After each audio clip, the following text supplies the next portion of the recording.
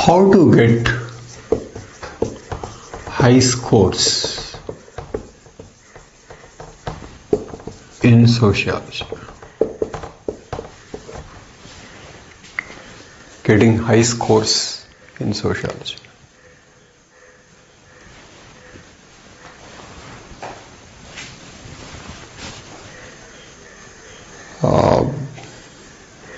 There is a pattern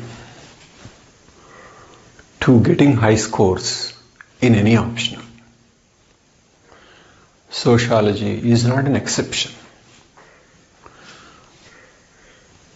Though each optional has its own set of problems and challenges. Number 1, syllabus. Be very, very clear about the syllabus. That is the first thing. Second, combine paper 1 and paper 2. Don't look at them separately. P1 is useful in P2, P2 is useful in P1. And how do you combine them? Topic wise. Stratification is caste and class with India as an example. Education is there in paper 1, but Indian education is important. So many aspects are theoretically mentioned in paper 1, and those aspects are sought to be studied in the context of India, and they are given in paper 2. So you can use the theory of paper 1 in paper 2 and example of paper 2 in paper 1. So that's why it is important to divide the syllabus into topic wise. In this way, you will get proper interlinkages. You are studying few topics and syllabus will look limited. Okay, and you will find it easy to link paper 2 with paper 1 and paper 1 with paper 2. Okay, so this is the second thing. And third thing is previous year questions. Previous year questions. Here you need to know that previous year questions of sociology are somewhat different. Previous questions consist of static, dynamic.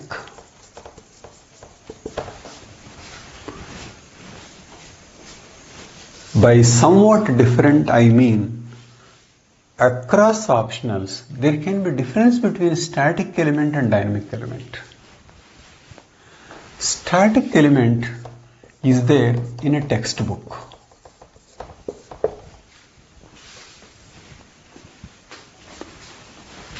Often you have good literature. Good literature. If you are good at understanding, you can be good at understanding static part. This can also be called mostly theory. Static part. More conceptual, universalizable. That's what sociology. Okay, theoretical. You have thinkers.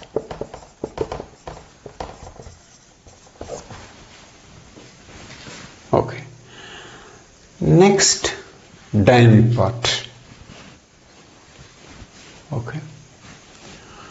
In the dynamic part, most of the dynamic part is Indian.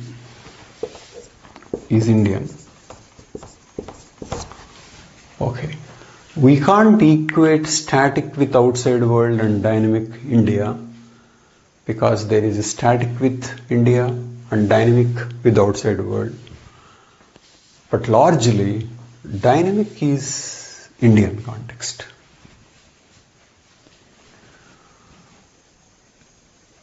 The challenge in sociology is like this. You come across many questions where the issues raised are not found in the books called sociology books. Okay. You may have read them in newspapers, magazines. You may not have thought that they would come under sociology. But that is what sociology is. It is dynamic. Okay. So, what I would say is that analyzing previous questions is important. And what it does is that there are many questions which are repetitive. So, you can identify certain fixed number of questions. To these questions, you have to develop answers. But the twist here is, though some of the questions, many questions are repetitive, and you can identify a certain set of questions, and where you can prepare good answers, there is a dynamic part which you cannot guess from previous year questions. So, it is here, what you should do is, as you are preparing for GS, since you had anyway prepared for GS, identify important issues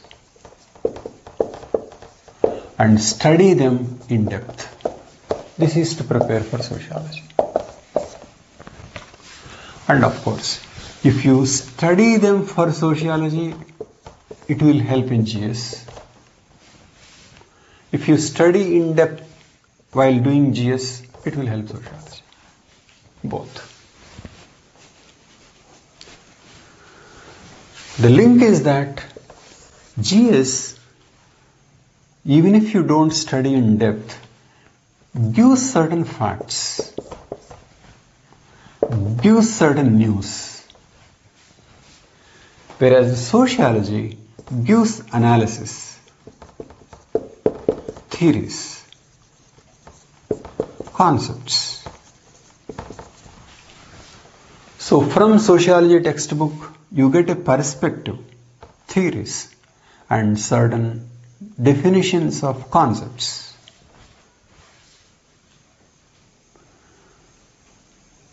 But what is happening now is stated somewhere else in general studies. So you should link these two. With the help of sociological theory, look at current event, and to write a good sociology question, you get the basic data on current events from newspapers and magazines or your general studies resources. So, previous year questions help, but there is a dynamic component in the questions. So that dynamic component you can't get directly from the previous. You have to pay attention to what is going on now, what is general studies, what we are studying in general studies, and give some depth, then it becomes sociology. If you ask me, insightful reading of general studies is sociology. And the source that supplies many facts on contemporary world to sociology is general studies. So this is how sociology and general studies are very closely interlinked when it comes to the dynamic part of sociology. The current trend in getting top scores is to follow a formula that I am calling PDF.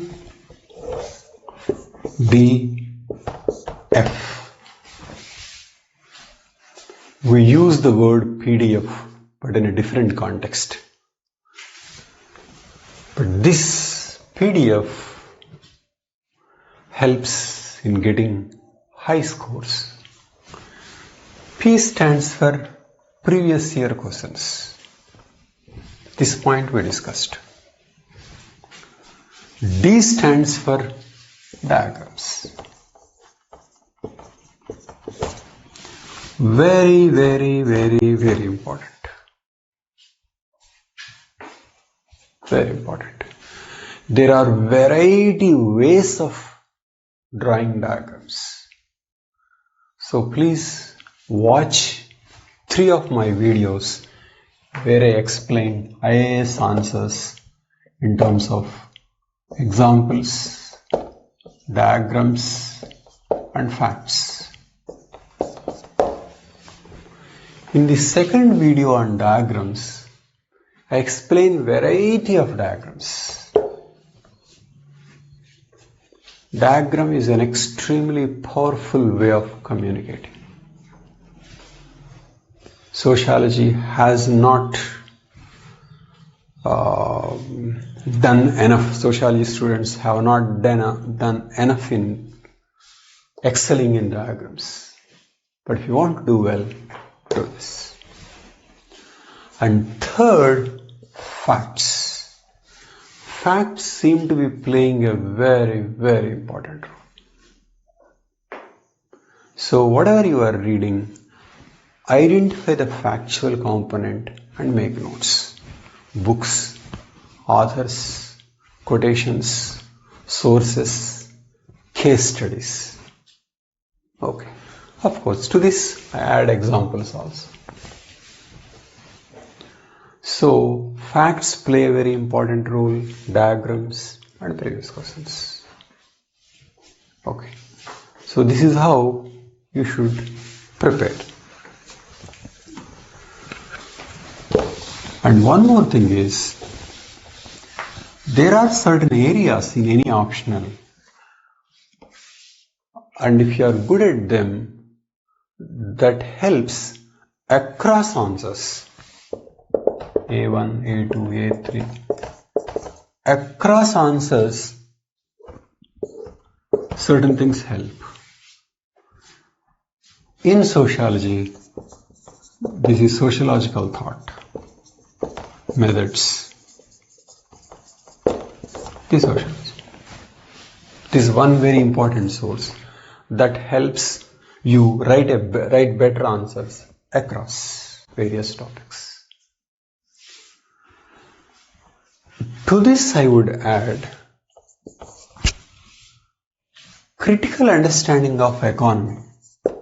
I think helps across areas. Because many things that sociology discusses are analyzed critically as well as providing facts in what we call economy. So, I would advise you to read more of economy critically. Okay. And then thought here. Here it can be Indian thought also. Indian plus Western.